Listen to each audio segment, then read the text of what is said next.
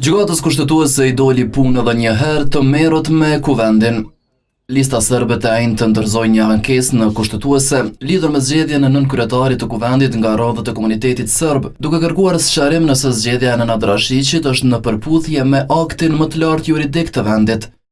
Në kërkesë janë listuar në mënyrë të saktë, të detajuar dhe taksative të gjitha shkeljet e kushtetutës, rregullore së punës së kuvendit, por edhe vendimeve të gjykatës kushtetuese. Njëkohësisht kemi kërkuar vendosjen e një mase të përkohshme për të ndalur veprimet kundër kushtetuese që mund të shkaktojnë dëme të pariparueshme.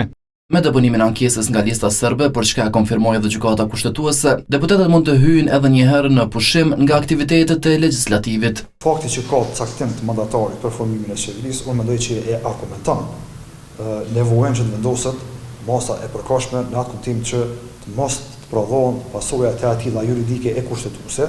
E në rast se gjykata konstaton se ka shkelje në zgjedhjen e Rashiqit si nënkryetar, vendi do të mund të hyjë në një ngërç të ri politik, i cili vlerësohet se mund të zgjasë me muaj.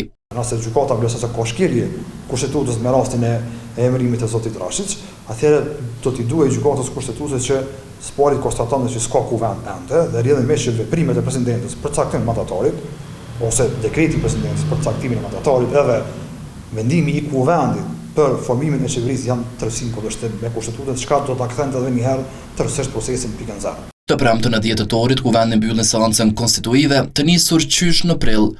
Zgjedhja e Nenad Rashiqit u bë pasi të 9 deputetët e listës serbe, ndonse u hodhën 3 herë në votim, nuk morën votat e nevojshme.